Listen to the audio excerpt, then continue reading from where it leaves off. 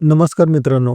कुलस्वामिनी media या YouTube चॅनलमध्ये मी दीपक वानखेडे आपलं मनापासून स्वागत करीत आहे. आठवणींचा जिम्मा या डॉक्टर वीणा देव लिखित पुस्तकाचे अभिवाचन आपण ऐकत आहात. आज ऐकूया या अभिवाचनाचा भाग 6वा, ज्याचं शीर्षक आहे चांदणी चुरा. अभिवाचन करतायत या पुस्तकाच्या लेखिका डॉक्टर वीणा देव. ऐकूया तर नंतरचं पुष्प. चांदणी चुरा. वाड्याच्या पहिल्या मजल्यावरून माझघरात उतरणाऱ्या जिन्यावर थोडासा काळोखच असायचा. याच जिन्यावरून चंद्रावंश वर्धा आजीला काम सांगत खाली उतरायच्या, असं मल्हारी काका सांगायचे. जिन्यातून खाली उतरल्यावर उजव्या हाताला भिंतीशी मोठी टिनाची ट्रंक होती. ट्रंकमध्ये 3 पिढ्यांपासून चालत आलेली अंजिरी रंगाची पैठणी होती. ट्रंक उघडला की त्या अंजिरी रंगातला चंदनाचा अत्तराचा सुगंध मनाला माखून टाकायचा. खरं म्हणजे मध्येच कुठेतरी ती विसविशीत झालेली, पण पदरावरची नक्षी म्हणजे कलाकुसरीची प्रतिमाच. चित्रकलेच्या क्लासमध्ये साडीच्या काठात नक्षी काढताना ती पैठणीतली नक्षी आणि तिचा पिढीजात मखमली सुगंध सोबत यायचा आणि रंगाच्या रंगपंचमीत मी अखंड बुडून जायचे. चित्रकलेचे सर म्हणायचेत, रंगसंगती फार छान जुळली. वर्तमानात रंगसंगतीची ही ओवी मात्र हळूहळू पैठणीच्या विसविशीत भागासारखी जाणवायला लागली आहे. माझघरातून स्वयंपाकघरात जाताना उजव्या बाजूला मधला चौक आणि त्यामध्ये पाण्याने भरलेले मोठे मोठे हांडे. स्वयंपाकघरात स्वयंपाकीणबाई बकुळाबाईंचा वावर आणि त्यांच्या लुगड्याचा येणारा धुरकट वास चुलीवरच्या स्वयंपाकाची ग्वाही देणारा असायचा.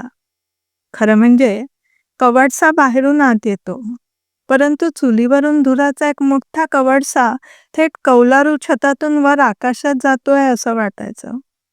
चांदण्यांच्या अंगणात म्हणजे उंच आकाशात जाऊन तो रात्री विरत असेल का? त्याच्यावर बसून गोष्टीतला राजपुत्र राजकन्या कुठे जात असतील का? बालमनाची ती कल्पना.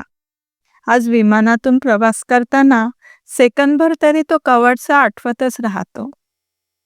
सर्वच गोष्टी ओवीत गुंफलेल्या असायच्या. माझघरातल्या पाळण्यावर बसून बाबांनी सांगितलेली काबुलीवाल्याची गोष्ट. काबुलीवाला मुलीच्या उज्ज्वल भविष्यासाठी पैसे कमवण्यासाठी सुकामेवा विकायला परदेशी जातो. बाबांचं आता अस्तित्व नाही आहे, पण वाटतं बाबा पण असेच कुठेतरी गेले आहेत का?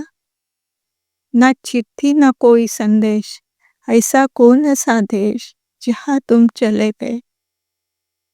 बैठकीतल्या खोलीतला जवळजवळ संपूर्ण भिंतच व्यापणारा मोठा आरसा, निळ्या व पांढऱ्या रंगाची हंडाझुमरं. मैत्रिणींमध्ये मी श्रीमंतीची ग्वाही द्यायची. फिक्कट गुलाबी रंगावर पांढऱ्या रंगाने एम्ब्रॉयडरी केलेली एक चादर आणि लोड, तप्तपोशीच्या खोली असा एक मणिपुरी सेट होता. मी आणि माझा भाऊ योगेंद्र दसऱ्याच्या दिवशी या सर्व गोष्टींनी हॉल सजवायचा. दसऱ्याच्या दिवशी तर फारच गडबड असायची. सकाळी नवरात्राच्या पाळण्याचं जेवण असायचं. 9 दिवस रोज संध्याकाळी नवरात्रीच्या आरतीला येणारे लोक आणि नातेवाईक जेवायला असायचे. जेवणाच्या खोलीत 25-30 पानं आरामात वाढली जायची. पांढऱ्या शुभ्र भाताची मूद, त्यावर पिवळं घट्ट वरण, वर साजूक तूप, मसाले भात, पातळ भाजी, बटाट्याची भाजी, तूप लावलेल्या मौसूद पोळ्या, पंचामृत, मोकळी डाळ, लिंबू, वडे, कढी, मोतीचुराचे लाडू आणि केशर घातलेल्या श्रीखंडाची वाटी पण बरं का. असा साग्रसंगीत स्वयंपाक केळीच्या पानावर वाढला जायचा. सवाष्ण ब्राह्मणांना चांदीच्या ताटात जेवण वाढलं जायचं. जेवण आटपेपर्यंत दुपारचे 3 वाजायचे. संध्याकाळी 6 पासून सोनं द्यायला येणाऱ्यांची सुरुवात व्हायची. त्याआधी बाबा आणि योगेंद्रची मारुतीला जाऊन यायची गडबड सुरू व्हायची. आकाशातली तिन्ही सांजेची रंगपंचमी माझघरातल्या खिडकीतून प्रवेश करून पाळण्यावर नक्षीकाम करायची. आई नववार पातळ, नथ, गोप, पाटल्या, लक्ष्मीहार, कॉलर, नेकलेस असे सर्व दागिने घालून तयार व्हायची. रात्री 11 पर्यंत येणारे सुरू राहायचे. प्रत्येकाला मसाले भात आणि बुंदीचा एक लाडू असं दिल्या जायचं. वर्तमानातला दसरा विसंगत वाटतो. आता दसऱ्याला दिसतात ते समोरच्या फ्लॅटचे बंद दरवाजे, म्हणून की काय या आठवणी चांदणी चुरा बनून जातात. मागच्या वर्षी रायटरांच्या वाड्यात महालमध्ये केळवण्यासाठी गेले. माझ्या नंदेच्या सुनेचं माहेर, रायटरांचा वाडा. तिथले कोनाडे, दारावरची महिरप, खुंट्या, सगळं पाहून मला झालेला आनंद शब्दात कुठेतरी अजूनही हे जोपासलं जातंय याचा तो आनंद होता. लहानपणी वाटायचं ओवी अशीच ओवीबद्ध होत जाणार, पण आता मात्र जाणवतं ओवीचं ओवीबद्ध होणं कुठेतरी थांबलं होतं. लग्नाच्या सोहळ्यामध्ये ओवीचं प्रतिभावंत होणं थांबून गेलं. अजूनही मन विचारतं त्या ओवींचं ओवीबद्ध होणं माझं कधीच नव्हतं का? भुलाबाईच्या गाण्यातले सूर, शब्द नेहमी आठवतात. सासरच्या वाटे कुचुकुचु काटे, माहेरच्या वाटे हळद कुंकू दाटे. त्या हळद कुंकवाच्या मुलायमतेला काट्यांची सल कधीच जाणवली नसेल का?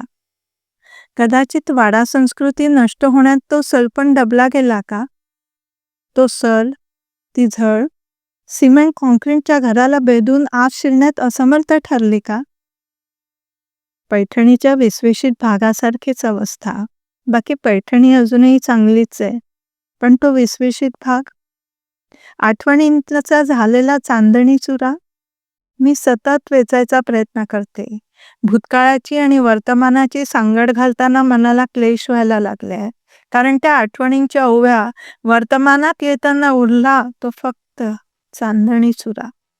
तर वाचक हो, भूतकाळात जगलेली वास्तवता वर्तमानात लुप्त झाली आहे. तसं जगणं, तशा आठवणी पुढच्या पिढीला देऊ शकत नाही याची खंत मनात आहे. आणि म्हणूनच आज आठवणीच्या चांदणी चुऱ्याचाच हा तुमच्यासोबतचा झिम्मा.